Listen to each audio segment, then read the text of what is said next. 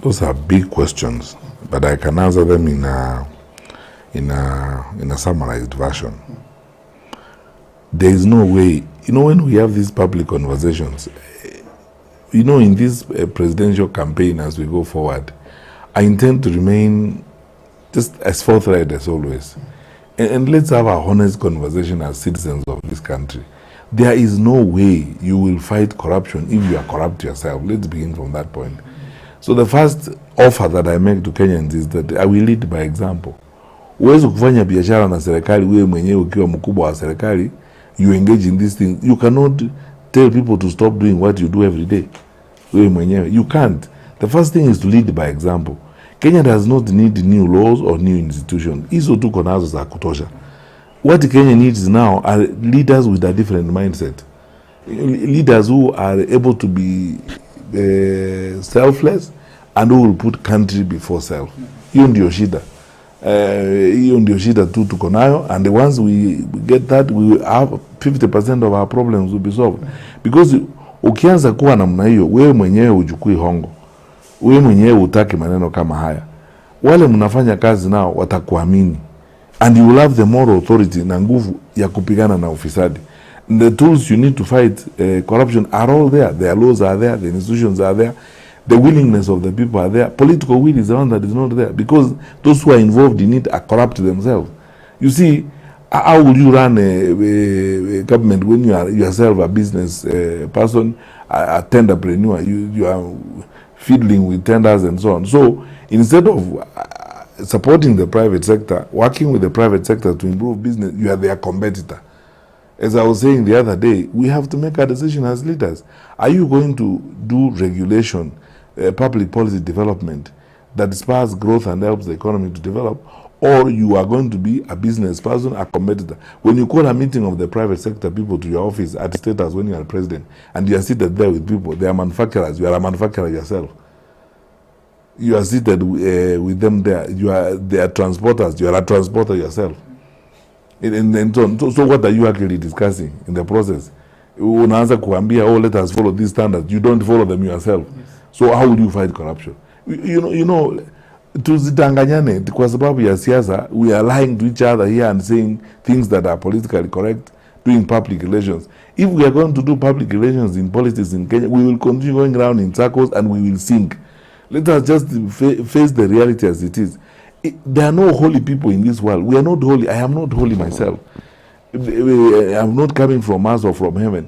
But when it comes to leadership and the survival of our country, we must get to a point and say, let us draw a line in the sand. The sacrifices we have to make now is to jinyime sisi. We deny ourselves some of these things in order for the whole community to go forward. But if we don't do that, how will we succeed? The people who fought for the independence of this country denied themselves welfare and comfort. So, servant leadership, sacrificial leadership, going into that office, you're going to, and you have to do that in order for the country to develop. Like, ukifika pale, we niambie, you are developing a public housing system. You are a cement manufacturer yourself. You are calling the private sector to discuss with them cement prices, and you are their competitor. What are you doing? You can't fight corruption in that kind of manner. So my response and my undertaking, my pledge to the people of Kenya is this: exemplary leadership beats everything else. Leadership that can be trusted. Tufanye mambo watu wanaweza kuamini. Unaweza kukuamini. Ukisimama pale unawaambia, wanaamini, unasema ukweli. Huwezi kusema, sisi tutabadilisha hii. And you have no capacity because you are compromised yourself to the bone marrow. Two, the institutions are there. The laws are there. Let us do the things that we need to do strictly according to the law. Finally, on the issue of debt, lazima tukope, kusema tu kweli, ili tukuse uchumi wetu na tufanye maendeleo. Shida ni tunakopa kutoka wapi, na tena tunafanyia mkopo nini? The level, and nimesema mbeleni, the level of wastage in government is shocking. I mean, it's like we borrow money to steal it, to waste it, and to do all manner of things. I was even telling people the other day, look at how mwenye angalia mradi wa nyota.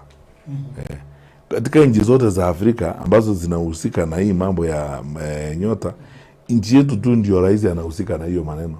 Nchi zingine hata Benin, Angola, Rwanda, huku kwingine hakuna rais kukimbia around the country and so on. Sasa kujifanya hii ni mambo yangu ya serikali nimewaletea na grant ya loan, grant ya World Bank. And then the resources that are spent there are incredible. Unapeleka mandege, magari sijui ya musina ngapi, wafanyakazi wa serikali wanalipa mapadiemu huko nini for country our size. Na tumekopa. So if you deal with wastage, first of all, you borrow concessional facilities in number 2. And number, it's cutting the cloth your size, churning resources to where they are supposed to be. Siku ngine nimeuliza hapa wakubwa wa serikali wakanitusi sana wakati niliuliza, unawezaje kuhitaji pesa mingi kwa State House kuliko Moi Teaching and Referral Hospital? Hakuna maternity ward pale, hakuna operation theater huko, unafanyia nini pesa nyingi namna hiyo? Na hizo pesa zote 17 billion, mimi ukinipea State House na unipea hizo pesa, hata before we start anything, nitatoa 14 billion kwanza. Nipeleke 7 kwa education, nipeleke 7 kwa health. Na hata hiyo 3 inabaki naweza kurudisha by the end of the year. Because unafanya nini? So if we stem wastage of public resources, we manage our public affairs in a disciplined manner, we will succeed. Let me give you an example in conclusion. Niambie hivi, wewe umeajiriwa mshahara, pale Mayani wanakulipa mshahara. Tuseme mshahara wako ni shilingi 1,150. Ukienda nyumbani jioni unakaa na mama, mwisho wa mwezi unapiga budget, tuko na fees, tuko na nini ya kununua. Okay, hii tunahitaji kununua plot eka moja pale Narok, tutachukua loan kutoka kwa sako and so on. Si mnapanga vijana namna hiyo? Why can't we do that to the country? So we are disciplined. That's why I said the other day, discipline is destiny. If we are not disciplined, there is nothing we are going to achieve. Yeah. Thank you, Dr.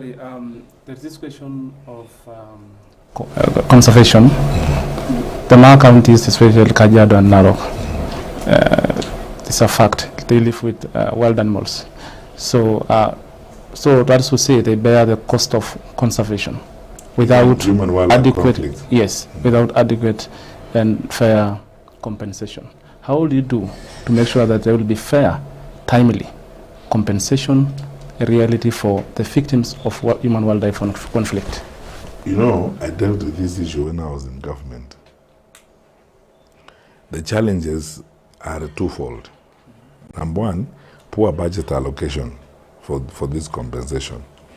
And you know, your poor budget allocation natokana na mismanagement of the revenue accruing from these facilities. Because you see, we were preparing an amendment to the law before we left government, and I suspect that even the current administration is trying to look into that amendment, because it was being done by the Office of the Attorney General. If they're not looking at it, they don't do it, we will do it ourselves when we come to government. To look for a law where a special fund for compensation is created that is directly funded by the revenue from this environment. So that you see, of necessity, say for example from the Mara and what have you, we say with the revenue structure we create, what goes to the county, what goes to the national government, and then a special compensation fund is created where directly every month that revenue goes there. So that when there is an incident of a human-wildlife conflict, the compensation does not take even a month, because the funds are there, the structure is existent, and you do that. It's administrative efficiency, honestly speaking. Is waking up in the morning and managing things in the manner in which they're supposed to be managed without storming and so on. Secondly, also, is, as I said, is greater attention to the environment and the repercussions of that conservation and the protection of environment to the rest of economic activities, so that you know there are people who live there, there are people who engage in economic activities. How is it that you plan without catering or taking care of their interests and so on? So I would personally, I hope that amendment has been carried through, and I've not checked, I have to be very honest. I hope that amendment to the law has gone through Parliament. If it hasn't, I undertake to ensure it's done. So fed directly by the revenue from this conservation areas, and even part of the licensing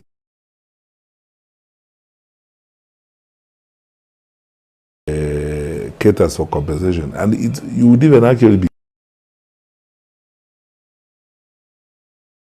sector, so that part of that revenue